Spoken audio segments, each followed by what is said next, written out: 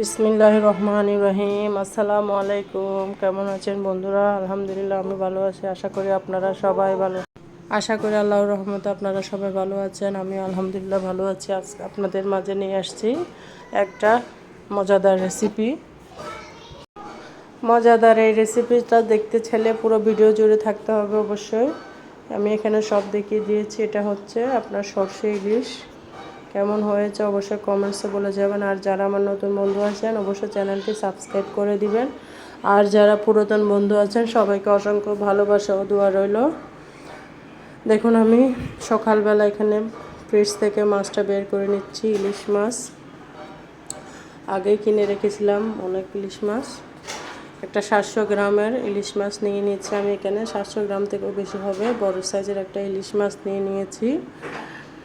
ইলিশ মাছটাকে আমি পানিতে ভিজিয়ে দিয়েছি। পানিতে ভিজিয়ে দিয়ে আমি একটা কাজ পড়ে গেছিলো, কাজে চলে গিয়েছিলাম। অনেকক্ষণ পরে আসছি। কাজ কিংবা বিপদ যেটাই বলি। দেখুন মাছটা আমি আস্তে আস্তে ভিজে গেছে, পরিষ্কার করে নিয়েছি একদম মাছটা ফেলে। এবার কেটে নিয়ে আসতেছি। পিস করা হয়ে গেছে, ধুয়ে নিয়েছি। এটা সর্ষে নিয়েছি, এখানে কাঁচামরিচ পেঁয়াজ সব একসাথে নিয়ে নিয়েছি। সর্ষের সাথে অবশ্যই আপনারা কাঁচামরিচ দেবেন, নাহলে তিতা মারবে। আপনারা চাইলে লাল সরিষা নিতে পারেন, আমি হলুদ সরিষা নিয়েছি। দেখুন বেটে নিয়ে আসছি, শিলপাটার মধ্যে বেটেছি। আমার ব্লেন্ডারটা নষ্ট হয়ে গেছে, আপনারা চাইলে ব্লেন্ডারও ব্লেন্ড করে নিতে পারেন। শিলপাটাতে বাটলে বেশি মিক্স হয় ভালো করে। এখানে আমি মাছগুলোকে হালকা মশলা দিয়ে মেখে নিচ্ছি, বেশি মশলা দিই নাই।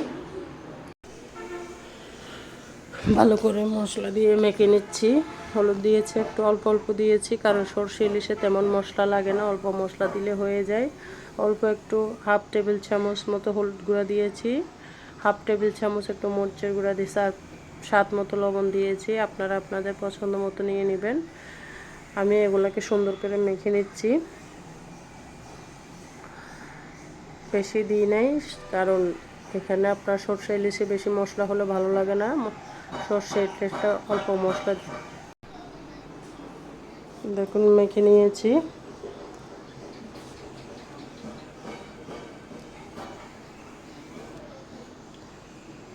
এবার প্যানের মধ্যে আমি তেল গরম দিয়েছি। আগে তেল গরম দিয়েছি, এক এক করে সব মাছগুলো দিয়ে দিচ্ছি। তেল গরম হয়ে গিয়েছে, মাছগুলোকে এক এক করে সব দিয়ে দিচ্ছি, ভেজে নেব।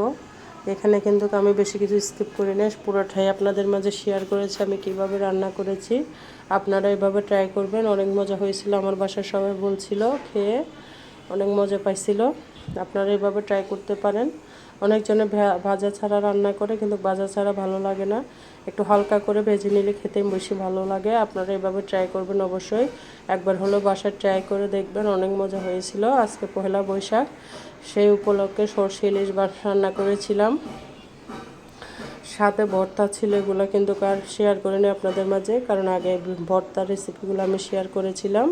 তার কারণে আজকে আর রেসিপিগুলো দিয়ে নেই। আজকে স্পেশালভাবে সরষে ইলিশটা আপনাদের মাঝে শেয়ার করতেছে। অবশ্যই ভিডিওটা লাইক দিয়ে বন্ধুরা কন্টিনিউ করবা। একটা ভিডিও বানাতে অনেক কষ্ট, তোমাদের একটা লাইক একটা কমেন্ট আমাকে সুন্দর সুন্দর ভিডিও করার উৎসাহ যোগায়। দেখুন এখানে আমি সরষের তেল দিয়ে দিয়েছি।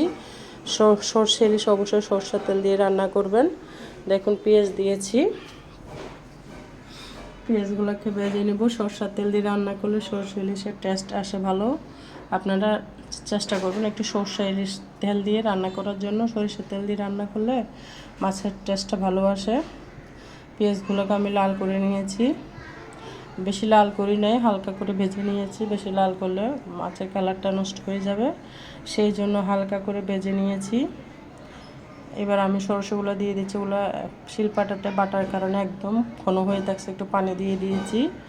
পানি দেওয়ার পরে এগুলো নেড়ে চেড়ে নিচ্ছি। দেখুন আমি তেলের মধ্যে কষিয়ে নিচ্ছি, যেন সরষের গন্ধটা না থাকে। দেখুন ভালো করে কষিয়ে নিচ্ছি, তেলের মধ্যে ভাজা ভাজা করে ফেলছি, যেন সরষের গন্ধটা চলে যায়। কি কালার আসছে, মাশাআল্লাহ অনেক মজা হয়েছিল। কালার যেরকম খেতেও সেরকম হয়েছিল। একদম ভেজে নিয়েছি। এখানে আমি পানি দিয়ে দিচ্ছি। সরষেগুলো ভাজা হয়ে গিয়েছে, পানি দেওয়ার পরে এগুলোকে আবার ভেজে নিয়েছি। এখানে মশলাগুলো অল্প অল্প উপকরণ দিয়েছি, একটু মরিচের গুঁড়া, অল্প একটু হলুদের গুঁড়া, 1/2 টেবিল চামচ করে, পরিমাণ মতো লবণ, আর একটু জিরার গুঁড়া দিয়েছি অল্প 1/2 চামচ মতো। বেশি মশলা আমি ইউজ করি না এখানে। অল্প মশলা দিয়ে সরষে ইলিশটা রান্না করলে বেশি টেস্ট আসে। আপনারা এইভাবে ট্রাই করবেন। দেখুন মশলাটাকে একদম ভালো করে কষিয়ে নিয়েছি। এবার একটা টমেটো, 2টা টমেটো দিয়েছি আমি। টমেটো দিলে ভালো লাগে, এই জন্য 2টা টমেটো দিয়েছি কিউব করে কেটে। আপনারা সেম প্রসেসে বানিয়ে দেখবেন, কিন্তু অনেক মজা হয়েছিল। আর সবাই কিভাবে সরষে ইলিশ রান্না করেন অবশ্যই কমেন্টস বক্সে বলে যাবেন বন্ধুরা।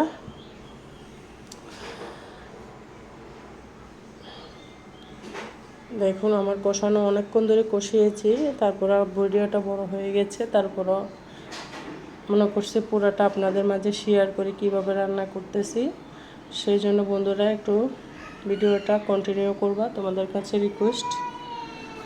অ্যাড সহ কন্টিনিউ করে দিবা। এই যে মশলাগুলো একদম তেলের মধ্যে ভাজা ভাজা করে নিলাম, একদম ভাজা ভাজা করে ফেলছি, পানিগুলোকে শুকিয়ে ফেলছি। আপনারা এইভাবে ট্রাই করবেন। এবারে এক এক করে মাছগুলো আমি সব দিয়ে দিব। ভেজে রাখা মাছগুলো এক এক করে দিয়ে দিচ্ছি সব। অবশ্যই মাছটাকে হালকা করে ভেজে নেবেন, ভেজে না করলে ভালো লাগে না খেতে। দেখুন আমি কষিয়ে নিচ্ছি, এখানে পানি দিই নাই, মশলার উপরে কষিয়ে নিচ্ছি। সরষের মধ্যে বেশি সরষা দিবেন না, আবার বেশি পরিমাণ মতো দিবেন। আমি এখানে 2 চামচ মতো দিয়েছি, একটা মাছের জন্য 700 গ্রাম মাছের জন্য 2 টেবিল চামচ মতো দিয়েছি সরিষা। আপনারা বেশি সরষা দিলে কিন্তু তিতো হয়ে যাবে, খেতে পারবেন না।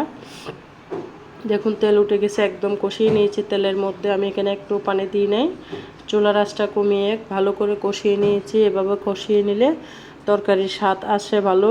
এখন আমি এখানে পরিমাণ মতো পানি দিয়ে দিব। কষানো হয়ে গেছে আমার, ঢাকনা দিচ্ছি। ঢাকনা দিয়ে ভালো করে কষিয়ে নিচ্ছি। দেখুন একদম ভুনা ভুনা হয়ে গেছে তেলের মধ্যে। পানি না দিলেও হতো, তারপরে যেন মাছের গন্ধটা চলে যায়, সেই জন্য আমি একটু পানি দিয়ে দিয়েছি। কারণ মাছটা ভালো করে সিদ্ধ হতে হবে, কারণ হালকা করে ভেজেছিলাম, যার কারণে এখানে পানি দিয়েছি ভালো করে। এখানে আমি ঝোলের পানি দিয়ে দিয়েছি। দেখুন ঝোলের পানি দিয়ে দিয়েছি এখানে আমি পরিমাণ মতো।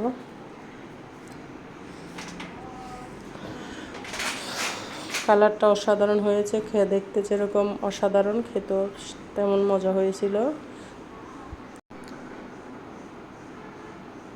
অসাধারণ হয়েছিল খেতে। দেখুন মাছটা প্রায় হয়ে গেছে। এখানে আমি কয়েকটা কাঁচামরিচ দিয়ে দিয়েছি মাঝখানে ফালি করে, কারণ শুকনো মরিচের গুঁড়ো অল্প দিয়ে দিয়েছি সেই জন্য।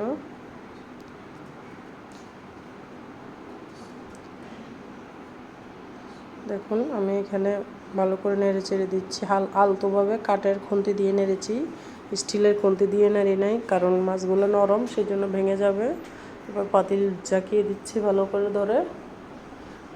মাছগুলো কিন্তু নাড়ানো যাবে না, অল্প অল্প করে একটু নেড়ে চেড়ে দিতে হবে, যেন উপরের মশলাগুলো নিচে যায়, সেই জন্য আলতো করে নেড়ে দিতে হবে। আমার মাছগুলো এখন সম্পূর্ণ হয়ে গেছে, আপনাদের মাঝে সার্ভ করে আসতেছি। কেমন হয়েছে অবশ্যই বলে যাবেন। আর যারা এতক্ষণ পর্যন্ত আমার ভিডিও জুড়ে ছিলেন সবাইকে অসংখ্য অসংখ্য ধন্যবাদ। সবাই ভালো থাকবেন, সুস্থ থাকবেন। আবার দেখা হবে নেক্সট ভিডিওতে। সেই পর্যন্ত সবাই দোয়া করবেন আমার জন্য, আমার পরিবারের জন্য। সবাই ভালো থাকবেন, সুস্থ থাকবেন। আল্লাহ হাফেজ। আসসালামু আলাইকুম রহমতুল্লাহি ওয়া বারাকাতুহু। আবার দেখা হবে নেক্সট ভিডিওতে। ভালো থাকবেন। আল্লাহ হাফেজ।